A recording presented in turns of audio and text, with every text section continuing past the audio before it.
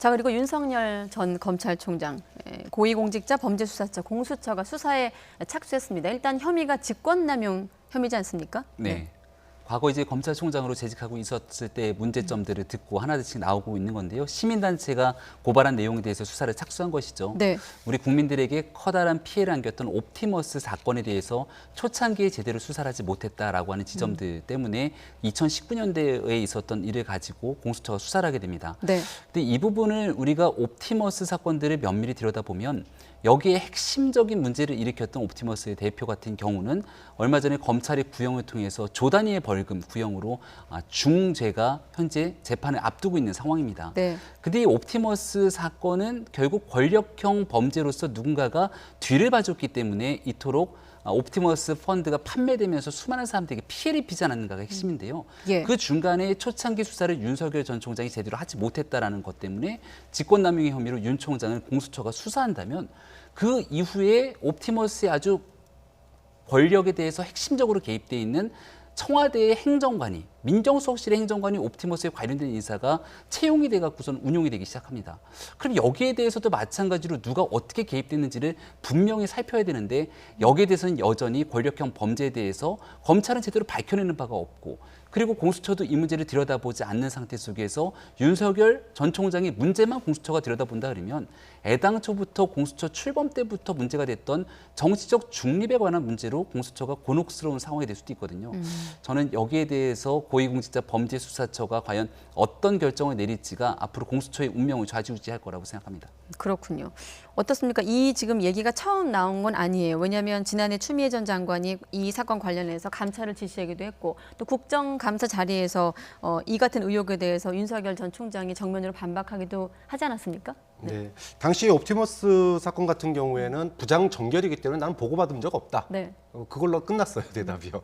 다른 얘기는 없었습니다. 그다음에 모해 위증 교사 같은 경우에는 뭐 논란이 있는 그런 이문정 검사가 수사권을 행사하려고 했을 때 그걸 막았다. 이런 부분이에요. 네. 사실 이게 지금 공수처가 갑자기 이런 결정을 내려서 굉장히 뭐 당황스러워 이거를 해석하는 것도 굉장히 스펙트럼이 넓더라고요. 혹시나 윤석열 전 총장에게 면죄부를 주기 위한 수사 아니냐 뭐 이런 의혹부터 시작해서 이번 기회에 제대로 검증해야 된다 이런 여기까지 다양한 요구가 있는데 네. 과연 그 결과에 대해서 정치권이 수긍을 할까? 한쪽은 수긍을 하고 한쪽은 수긍하지 않고 아마도 그런 거예요. 그러면 공수처가 정확하게 어떤 증거에 의해서 제대로 된 수사를 할 수 있느냐 굉장히 전 시험대에 올랐다고 보거든요. 네. 사실 옵티머스 사건 같은 경우에 증거 불충분으로 무혐의 처리를 한 겁니다. 예. 그런데 그 당시에 전파진흥원에 680억 원이 원래 쓰이기로 한 곳에 쓰이는 것이 아니라 불법 사채에 쓰였단 말이에요. 이것이 명백함에도 불구하고 무혐의를 받았기 때문에 논란이 된 거고 또 그 옵티머스 변호인 중에 윤석열 특검팀에 같이 있던 분이 거기에 변호인으로 들어가서 또 논란이 됐던 부분이에요. 그러니까 이런 부분이 있어서 뭐 그 중앙지검장이 관여할 수 없는 상황이었다라면은 뭐 예를 들어 그 변호사와 윤 전 총장의 네. 어떤 연계라든지 이런 부분들을 과연 공수처가 밝혀낼 수 있겠느냐. 그거 밝혀낸다 그러면은 정말 대한민국 정치사에 큰 뭐 변화를 큰 이제 변수로 작용할 수밖에 없는 건데 쉽지 않을 거라고 보거든요. 그렇다 보니 이준석 후보 같은 경우도 윤석열 전 총장이 아니라 공수처가 시험대에 올랐다 이런 표현을 쓰기도 했습니다. 수사에 착수한 것은 6월 4일인 것으로 이제 알려지고 있습니다만 최근에 윤석열 전 총장이 이제 자맹을 끝내고 공개 행보를 하자마자 이런 또 보도가 나오면서 이 말씀하신 대로 어떤 배경이 있는 것인가 이제 궁금증을 낳고 있고 말씀하신 대로 또 여야 반응이 좀 극명하게 엇갈리고 있거든요. 네. 야당 같은 경우는 지금 펄쩍 뛰고 있는 분위기 아닙니까? 유력한 대권 주자 중에 한 명이고요. 공수처가 수사할 수 있는 무수히 많은 사람들이 있지만 결국은 1호 수사, 2호 수사 등에 대해서 취사 선택을 공수처가 하게 되는 겁니다. 네. 사건의 상징성을 바탕으로. 저는 옵티머스 사건에 대해서는 고위공직자 범죄수사처가 얼마든지 수사할 수 있고 반드시 수사를 해야만 되는 상황이라고 생각을 합니다. 왜냐하면 네. 고위공직이 있고 살아있는 권력이 이 옵티머스 펀드라고 하는 사기성 펀드에 대해서 누군가가 뒤를 봐주고 여기에 영향력을 행사했다면 국민들이 수천억의 손해를 입히게 만들었던 이 펀드 문제의 진실을 밝힐 필요가 있기 때문입니다.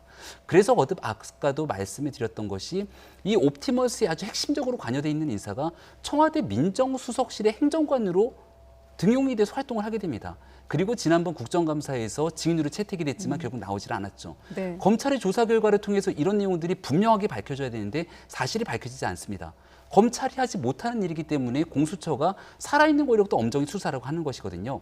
이런 과정에서 옵티머스에 관련된 과거 일부터 현재까지 모든 것들을 들여다보겠다라고 한다면 공수처가 국민들을 위해서 이쪽 저쪽 가리지 않고 제 역할을 하는구나 생각할 수 있겠지만 네. 윤석열 전 총장의 정치 행보가 이어지고 있는 과정에 윤 전 총장이 직접 개입했다고 보기 어려운 일들을 딱 끄집어서 윤 전 총장을 수사 대상에 올리게 된다면 정치적인 오해를 살 수 있는 여지가 충분하기 때문에 과연 그 결과를 공수처가 어떻게 끌고 가야 될지를 면밀히 지켜봐야 된다고 생각합니다. 네. 말씀하신 대로 잘 모르기 때문에 어떤 공수처의 어떤 왜 이런 배경이 나오는지 잘 모르기 때문에 이런 해석도 가능하지 않겠습니까? 주로 여당 쪽에서 나온 해석인데 이러다 보면 이제 윤석열 전 총장의 몸집만 좀 커지게 하는 것 아니냐 결과적으로 이런 추정도 있어요. 그렇죠. 옵티머스 사건이라고 하는 게 어떤 한 국면만 볼 수 있는 게 아니에요. 지금 뭐 윤 전 총장과 가까운 사람이 거기 변호인이다 뭐 이걸로 지금 논란이 되는 거지만 네. 사실은 뭐 여권 인사들도 많이 관련돼 있는 부분들도 있지 않습니까? 말씀하신 것처럼. 예. 자, 그런데 거기서 한 측면만 가지고 수사를 한다?